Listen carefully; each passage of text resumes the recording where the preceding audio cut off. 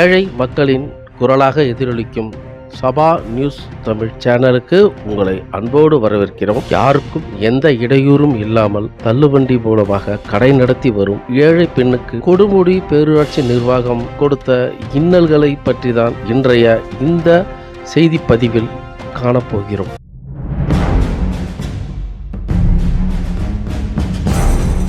கொடுமுடி சுல்தான்பேட்டை பகுதியைச் சேர்ந்தவர் சபுராமா. இவரது கணவர் பெயர் சேட்டுவிற்கு உடல் நலக்குறைவு ஏற்பட்டு அறுவை சிகிச்சை செய்துள்ளதால் இவரால் வேலைக்கு செல்ல முடிவதில்லை. இந்த தம்பதியினருக்கு 2 பெண் குழந்தைகள் உள்ள நிலையில் இவர்கள் தங்களுக்கு சொந்தமான தள்ளுவண்டி கடையின் மூலமாக பிழைப்பு நடத்தி வருகிறார்கள். நாள் ஒன்றுக்கு அதிகபட்சமாக ஒரு 200 ரூபாய் அந்த அளவுக்கு தான் அவர்களுக்கான வருமானம் கிடைத்து வருகிறது. முன்பு கொடுமுடி பேரூராட்சி அலுவலகத்திற்கு அருகில் தன்னுடைய தள்ளுவண்டி கடையை போட்டு வியாபாரம் நடத்தி வந்தார் சபுராமா. இந்த சமயத்தில் கொடுமுடி பேரூராட்சி அலுவலகத்திலிருந்து இங்கெல்லாம் கடை போட்டு நடத்தக்கூடாதுமா, நீங்கள் இந்த இடத்த காலி பண்ணி வேற எங்கேயாவது போய்க்கோங்க அப்படின்னு சொல்கிறாங்க. சொல்லி நோட்டீஸும் கொடுத்துருக்குறாங்க. இத்தனை நாளாக இருந்துட்டேன், இந்த தள்ளுவண்டி கடையை நம்பி தான் என் குடும்பமே பிழைக்குது, திடீர்னு என்ன காலி பண்ணி போக சொன்னால் நான் எங்கே போகிறது என்று கூறி சபுராமா கதறி அழுதுள்ளார். இதனை பார்த்த அந்த பக்கத்தில் பேரூராட்சி அலுவலகத்துக்கு ஒட்டிய அந்த வீடு இருக்குது. அந்த வீட்டின் சொந்தக்காரங்க ஏம்மா நீ அப்படி கதறி அழுகாத, நீ எங்கள் வீட்டுக்கு முன்னால் நீ இந்த கடையை போட்டுக்கோ அப்படின்னு சொல்லி சபுராமாவிற்கு அடைக்கலம் கொடுக்குறார். அதனால் அவங்க அந்த கடையை பேரூராட்சி அலுவலகத்துக்கு அருகில் இருந்து பக்கத்தில் இப்போ இருக்கக்கூடிய இந்த இடத்துக்கு கடையை மாற்றி வச்சுட்டாங்க. தற்சமயம் கொடுமுடி பஞ்சாயத்து அலுவலகத்திற்கு அருகில் உள்ள தனியார் ஒருவருக்கு சொந்தமான வீட்டிற்கு முன்பு, அதாவது வாசலில் தான் இந்த தள்ளுவண்டி கடையும் அருகில் இருக்கக்கூடிய ஒரு சின்னதாக, அதாவது இவங்க தங்கை நஸ்ரீன் பானு என்கிற ரோஸ், இவங்க கஷ்டப்படக்கூடிய ஃபேமிலியை சேர்ந்தவங்க தான். இவங்க அங்கே சின்னதாக ஒரு அந்த இட்லி கடை ஒன்று நடத்துகிறாங்க. இவங்க 2 பேருமே அந்த வீட்டு வாசலில் தான் நடத்திட்டு இருக்கிறாங்க. இந்த 2 பேருடைய கடையும் நடத்துறதுனால யாருக்கும் எந்த தொந்தரவும் கிடையாது. இது தொந்தரவு ஏதாவது இருக்கா அப்படிங்கிறதுக்கு அந்த பகுதி மக்கள்கிட்டே நம்ம போய் விசாரிக்கிறோம். அவங்க சொல்கிறதையும் கேளுங்க.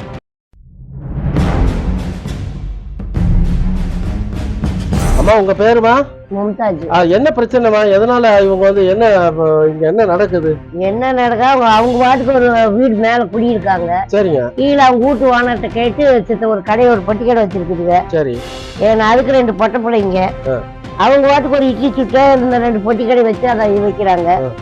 வேற ஒண்ணும் இல்லைங்க. அவதெல்லாம் அவங்க பாட்டுக்கு யாருக்கு என்ன இறஞ்சி கொடுக்குறாங்க, அதுக்கு பாட்டுக்கு பாரு இல்லாதுங்க. என்னமா அந்த பக்கம் வண்டி போறதுக்கு ரொம்ப இடைஞ்சலா இருக்கு. இவ்வளவு பெரிய ரோடு இருக்குது, வண்டி போக முடியாதுங்களா? அதே போல அங்க வண்டி லாரி திரும்ப முடியலையாமா? லாரி அப்புறம் வாக்கியா பக்கம் தண்ணி ஒரு குளிக்கிறது கூட இல்லாத 2 பாலமும் தண்ணி துவைக்கிறதுக்குள்ள இருக்கிறதுக்குள்ள அதெல்லாம் சங்கடம் இல்லைங்களா? இங்க இதுக்கு இல்லாத ஒரு கடை ஒதுக்கமா வச்சிருக்காங்க. அது ஒரு பிரச்சனையா? இந்த நடவடிக்கை இவங்க எடுக்கிறதுக்கு என்ன காரணமா? நல்ல ஒரு போராம தாங்க இவங்க வச்சிருக்காங்க. இதெல்லாம் ஒரு போராம தான். அதுக்கு வாட்டுகள் யாருக்கு என்ன இடத்துல கொடுக்க, அதை இனி கொஞ்சம் ஒதுக்க வச்சுக்குமா நடக்கிற மாதிரி சொன்னா கூட ஆகும். அவங்க வாட்டுக்கு இப்படி நோட்டீஸ் கொடுத்தா அதை இனின்னு சொன்னா எப்படி பிரச்சனை? அவர் உடம்பு சரியில்லாததான் அவங்க வீட்டுக்காரு. அவங்க வாழ்வாதாரமே இதை நம்பிதான் இருக்கு. இதை நம்பி இருக்காங்க. அது ஒரு லோனுக்குன்னு அதையும் வாங்கி அதுக்கு பாட்டுக்கு அதுக்கு பொழைக்குது. இல்ல இவ்வளவு பெரிய ரோட்ல ஜனங்க போக முடியாதா? பைக் போக முடியாதா? இல்ல டெம்பா போக முடியாதா? தனிப்பட்ட ஒரு நபருக்காக வேண்டி இந்த மாதிரி செய்யறாங்கன்னு நினைக்கிறீங்களா? அதுதான் என்ன கொஞ்சம் அதை இதையும் கொஞ்சம் பறந்து போடாம ஒரு கொஞ்சம் சொன்னா சரி. யாருக்கும் எந்த இடையூறும் இல்லாமல் நடந்து வரும் இந்த தள்ளுவண்டி கடையை அகற்ற வேண்டும் என்று கடந்த ஏப்ரல் 5ஆம் தேதி மாலையில் சபுராமாவுக்கு பேரூராட்சி நிர்வாகம் நோட்டீஸ் விநியோகம் செய்தது. அந்த நோட்டீஸில் என்ன சொல்லியிருந்தாங்க அப்படின்னா, இன்னும் 3 நாட்களுக்குள்ள இந்த கடையை நீங்கள் அப்புறப்படுத்த வேண்டும், இல்லை என்றால் பேரூராட்சி நிர்வாகமே இதனை அப்புறப்படுத்தி நடவடிக்கை எடுக்கும் அப்படின்னு சொல்லி நோட்டீஸ் கொடுத்துருக்குறாங்க. இது பற்றி சபுராமா என்ன சொல்கிறாங்க கேட்கலாம் வாங்க. இவங்க பெயர் சபுராமா, சுல்தான்பேட்டையை சேர்ந்தவங்க. இவருடைய வீட்டுக்காரர் திரு சேட்டு. இவரால் உடல் நலம் குறைவினால இவரால் பணிக்கு செல்ல முடியறதில்ல. இவங்களுக்கு 2 பெண் குழந்தைகள் இருக்காங்க. அந்த 2 பெண் குழந்தைகளும் இந்த கடை வருமானத்தின் மூலமாக தான் வந்து இவங்க தான் காப்பாற்றிட்டு வர்றாங்க.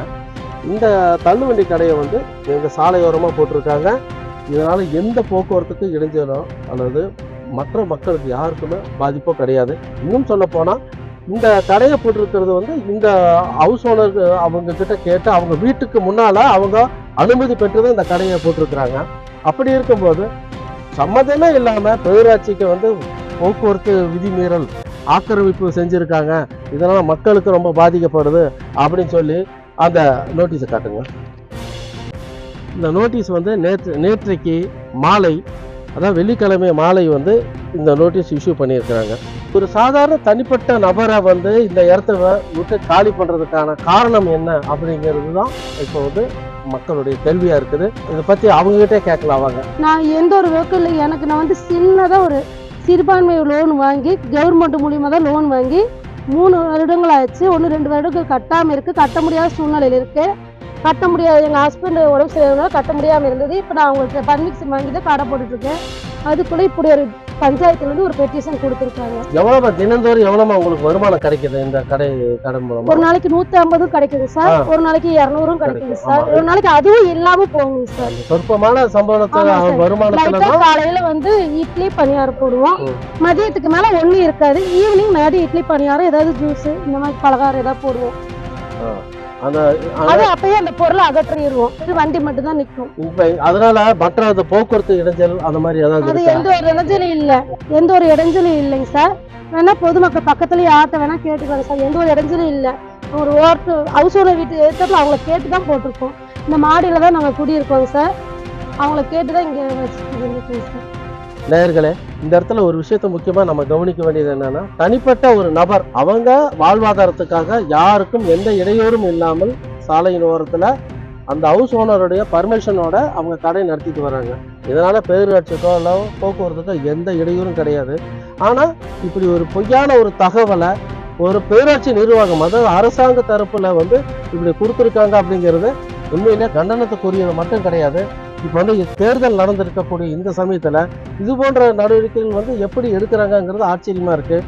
இது சம்பந்தமாக மாவட்ட ஆட்சியர் வந்து நேரடியாக இந்த விஷயத்தில் தலையிட்டு இவர்கள் மீது நடவடிக்கை எடுப்பதற்கு காரணமாக இருந்த அதிகாரிகள் மேலே நடவடிக்கை எடுக்க வேண்டும் அப்படிங்கிறது நம்மளுடைய ஆசை.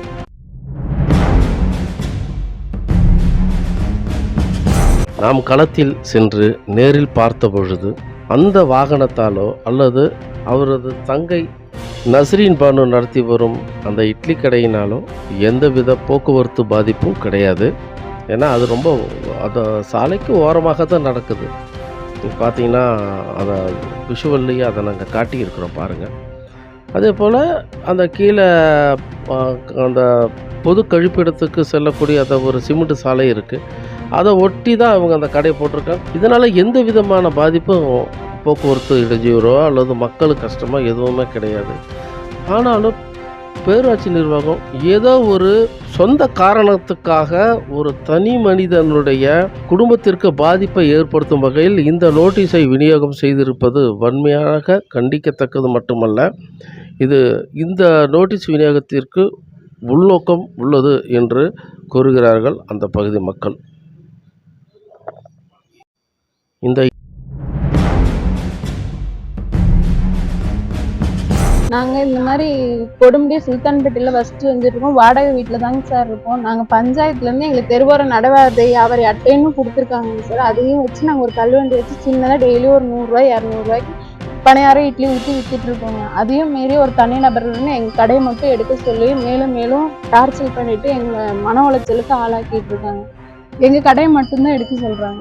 அது வந்து இந்த முதல்ல கவுன்சிலர் அவங்களே இவங்களே வச்சு பிரச்சனை பண்ணாங்க. அதையும் மீறி நாங்கள் வந்து ஹவுஸ் ஓனர், நாங்கள் நடுத்தெருவில் நின்னப்போ ஹவுஸ் ஓனர் வீட்டில் மாடியில் குடியிருக்காங்காட்டி அவங்க நீங்கள் வந்து இங்கே வச்சுக்கோங்கம்மா, எங்கள் அக்கா வீட்டுக்காரனால வேலைக்கு போக முடியாது, எங்கள் வீட்டுக்காரும் எந்த வருமானமும் கொடுக்க மாட்டாது, இதே கவர்மெண்ட்ல எங்களுக்கு கொடுத்துருக்காங்க நடைபாதை அட்டைன்னு, அதை வச்சு தான் ஏதோ இதை வச்சு ஓட்டிகிட்டு இருக்கோம். தள்ளுவண்டி தான் போட்டிருக்கோம். இதனால எங்களை மாத்தி மாத்தி பிரச்சனை பண்ணி கடை எழுதி எங்க கடையை மட்டும் தான் சொல்றாங்க. நாங்க போக்குவரத்துக்கு இடைஞ்சலால இருக்கோம். எல்லாத்தையும் வேணாலும் கேட்டு பாருங்க. போக்குவரத்துக்கு இடைஞ்சலாவோ யாருக்கு தனிநபரோ யாருக்கு எந்த இடைஞ்சலும் கொடுக்காம நாங்க ஹவுஸ் ஓனர் வீட்டு வாசல்ல அவங்களோட விருப்பத்தின் பேர்ல தான் அவங்கள கேட்டு நாங்க வச்சிருக்கோம். அவங்களும் எங்களுக்கு எந்த இடைஞ்சலும் கொடுக்கல. நாங்க பஞ்சாயத்துக்கு இடைஞ்சலாவோ மெயின் ரோட்டுக்கு இடைஞ்சலாவோ நாங்க வைக்கல. ஓரமா நாங்க வச்சிருக்கோம். இதனால என்ன பிரச்சனைன்னு தெரியல. எங்களுக்கு ரொம்ப டார்ச்சர் பண்ணி மன உளைச்சலுக்கு ஆளாக்கிட்டே இருக்காங்க. இதுக்கு ஏதோ ஒரு ஹெல்ப் பண்ணுங்க. இப்ப வந்து தனிப்பட்ட முறையில உங்க மேல மட்டுமே எங்க மேல மட்டுமே இதோட 3 டைம் கொடுக்கறதுக்கு என்ன காரணமா இருக்கு? அதுதான் எங்களுக்கு தெரியல. அது தெரியாதனால நாங்க இவங்களுக்கும் மேல் அதிகாரி இருப்பாங்களா, அவங்க வந்து இவங்க மேல ஆக்ஷன் எடுக்கணும்னு நாங்க கேட்டுக்கொள்கிறோம். எதனால எங்களை மட்டும் இப்படி பண்றாங்க? வேற யாருக்கும் எந்த இடங்களும் நாங்க கொடுக்கல. கழிப்பிட போறதுக்கு நீங்களே பாருங்க. இந்த பக்கம் கழிப்பிட போறதுக்கு கேப் இருக்கு, இந்த பக்கம் வண்டி போறதுக்கு கேப் இருக்கு. ஓரமா ஒரு தள்ளுவண்டி போட்டு நடத்தினால அவங்களுக்கு என்ன இடங்கள்னு தெரியல.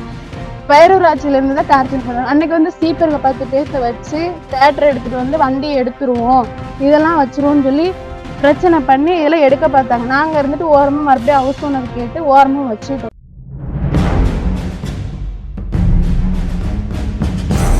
இந்த ஏழ்மை நிலையில் இருக்கக்கூடிய சபுராமாவுக்கும் நஸ்ரீன் பானுவுக்கும் ஆதரவாக குரல் கொடுக்க வேண்டும் என்ற ஒரே நோக்கத்திற்காகவே சபா நியூஸ் சேனல் இந்த செய்தியை மக்கள் மத்தியில் முன்னெடுத்து வைத்து இருக்கிறது. இந்த விதிமீறலுக்கு காரணமான பேரூராட்சி நிர்வாகத்தின் மீதும் மாவட்ட ஆட்சியர் உரிய நடவடிக்கை எடுக்க வேண்டும் என்பதே எங்கள் நோக்கம்.